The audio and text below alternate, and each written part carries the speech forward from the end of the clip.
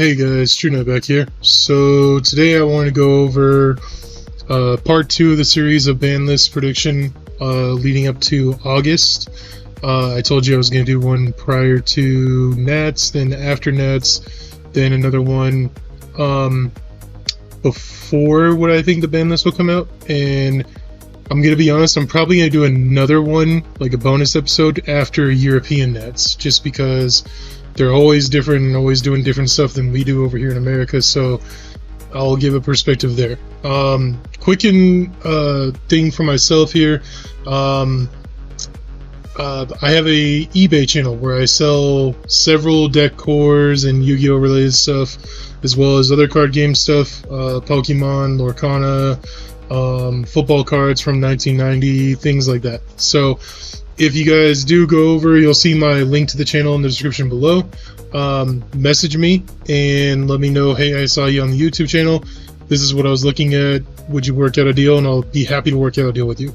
I actually sold a deck.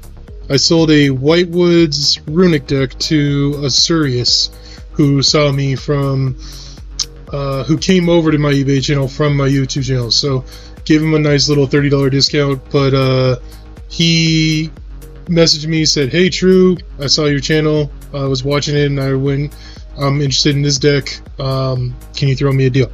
So we worked out a deal. Again, shout outs to you, Asurius, appreciate your business. Please give my channel a recommendation to your buddies, and yeah.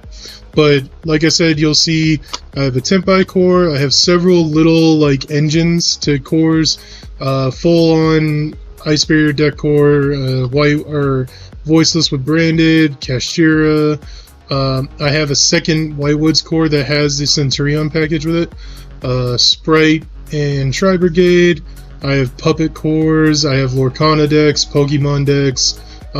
Like I said, I have football cards, I have all kinds of stuff. So please come and give it a look. But yeah, without further ado, let's get into updated BANLIST prediction. So take it in. I know it's a lot. Several of you commented like, no way they're gonna hit this, no way they're gonna hit that. And to you I say, never say no way, because I thought for sure they would never hit Baron. And here we are. I also thought for sure we wouldn't see the Dragon Rulers ever come back, and here we are. So never say never. That's my advice to you on when I hear people's takes of no way they're going to do this, no way you're going to do that. Unless you work for Konami, you don't know what they're thinking about. Now, second bullet point. I owe Konami an apology because their announcement said we will be doing a ban list because we need to see how this format's going before we make our decisions. And that makes sense now. Let me explain that. Yes, Snake Eye is clearly the best deck in the room, by far margin. It is still tier 0, it's even stronger with Fiendsmith. However, Yubel, Tempai, Runic, Lab, all these things came out of the woodwork, Puppet, all these things came out the woodwork this weekend and showed they can step up and they can be contenders. Apologies. So Konami makes sense now by saying we can't just go make a ban list and hit Snake Eye, because if you do that and you only hit Snake Eye and you only kill Snake Eye, Yubel just becomes tier 0. Yubel Fiendsmith is insane. It's just, it can step up to Snake Eye just as well as anything else can. Same can be said with Tempai. If Tempai is having a good hand, they're very hard to stop. If Gimmick Puppet can give you a run for its money, like, all these other decks can step up and take it on. So if you hit that deck and you destroy Snake Eye, everything else just becomes stronger. And it makes sense now. They wanted to see what is as strong as Snake Eye, because now I feel like we are in for an atom bomb, who is a Yu-Gi-Oh! Paisano said in his video this morning that I watched. And it was like I told my buddies we're in for a nuclear effect. but he made it a better analogy, I think, by saying we're in for an atom bomb ban list, which that means is we're not just going to hit the best deck, we're going to hit all the best decks, because we have to. Because if you hit Snake Eye and leave Yubel alone, and if you hit Snake Eye and you leave Tempai alone, it just becomes a 2-deck format. There's going to be 2 dogs, and then everybody else can try and keep up. So I am going to bring you guys a ban list that I think is going to show everybody's going to take a slap in the face. Everybody. And what I mean by everybody are like the top 5 archetypes in my opinion. So I still firmly believe they're going to hit Snake Eye. I don't know now. I said in my first prediction that they're probably going to kill the deck. I don't know if they're going to kill the deck now.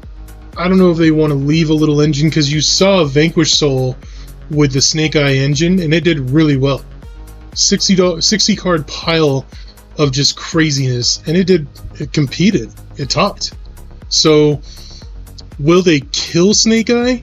Because you could hit Snake Eye and still make it tier 1, but not kill it.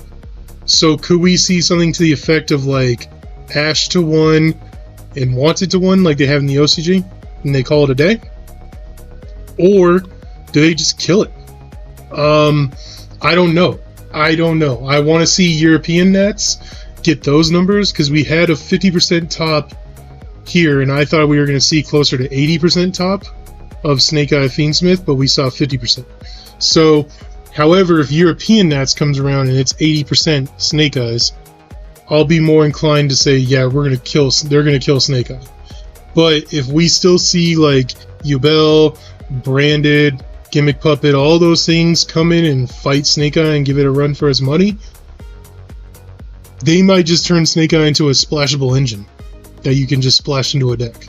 So that's what my take is on Snake Eye right now. Next up that I think will get banned, I'm sticking with a lot of my stuff. I still think that Apo, Sanctifier, and Skill Drain will be banned. Newly added, Zelantis guys ended so many games, not only on stream, but I had 12 buddies. Shout out. Oh my god, I forgot to say this. Landon Oliver. I've known that kid since he was 12 years old. Man got top 4. Made me cry. Just knowing this guy growing up and how much he wanted it. And to see him get top 4 and go to Worlds, I'm so damn proud of you, man. I've known him and his dad forever, and I'm just so damn proud of him, man. Congrats, Landon. But from what people told me about Nats is they were watching tables left and right of them. Just Zelantis was ending games over and over and over. So I think that Zelantis is gonna be a problem child. To that extent, I don't know if it gets hit this list, but I think it'll definitely be banned at some point. Calamity, you gotta go, because if we hit all this shit and Whitewood Centurion is the best deck, this card is just gonna be everywhere. You gotta go. Fiendsmith, you have to take some kind of indirect hit. You have to. Because 1,200 players had that deck ready with Fiendsmith by Nats, and it's only going to be more in the next week at Euros. So they're going to do some kind of hit, whether it be Wave King, whether it be an extra. I think it's going to be an extra deck monster. So I'm calling Beatrice. That's my call for Fiendsmith. Again, they want to sell it too, but I feel like they've already made. I think they've already made their money on this set, but I don't know. We'll see. I think that D-Barrier is going to 1 because it's going to be more stronger than ever if you have Tempai and Yubel heading the whole format. You just call Fusion or you just call Synchro. Wanted, I think, goes to 1, and the reason I put that on there for this time around is because, like I said, everyone's taking a slap in the face. Piggybacking off of that, my next few picks you can see, I think Runic, Tempai, Yubel, and Lab will all take a hit. I don't know what cards, I just want to put those cards on there to represent them, but I think they do take a hit in some sort. The times we did see Talents played, we weren't seeing it a lot on streams, but from what I heard is that Talents did a really great job this weekend taking Fiendsmith stuff out of people's hands. This is why I'm saying it does merit some kind of hit, because it can do that. The only card I think that comes off the list now, because they're going to be so focused on what they need to get rid of, I think we have a potential of seeing like Electromite or Dryden. That's it. I don't think we're going to see much coming back this list. I think it's going to be more of just what's going to go away.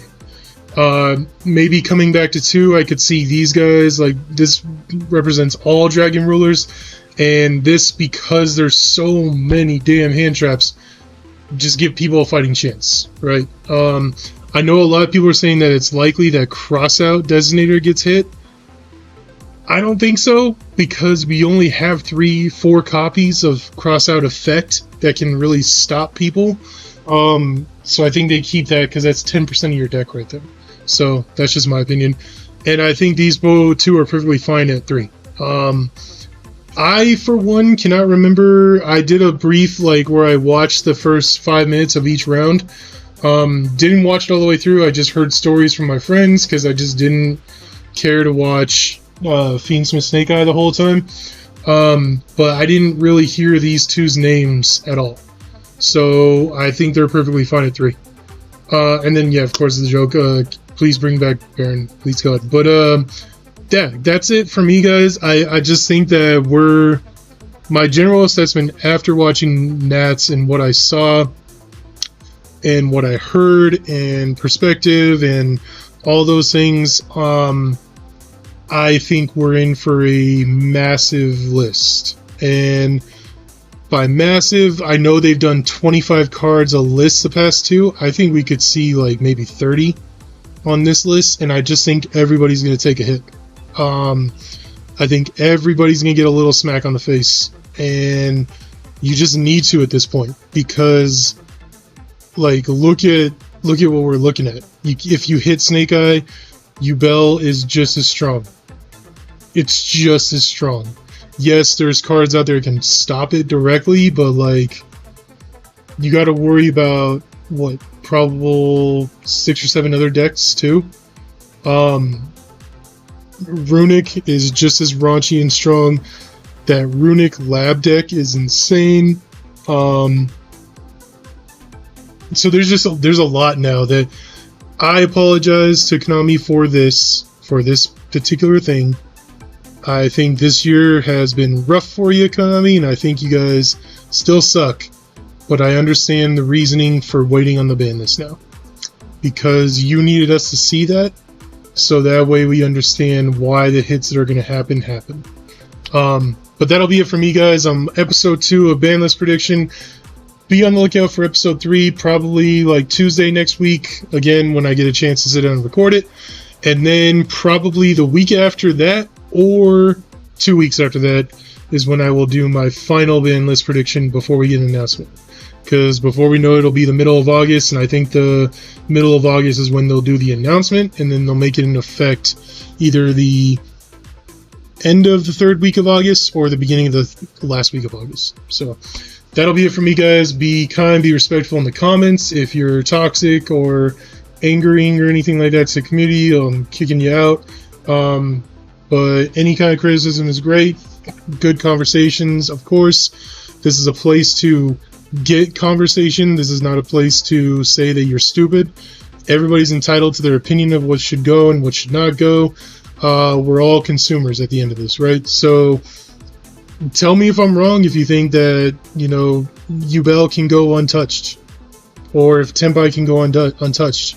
If just checking Snake Eye is the only move, please explain why, because I just don't see why now after we saw what happened in Nets. So, but yeah, that'll be it for me. Be kind, be respectful, and I'll see you guys in the next one. Peace.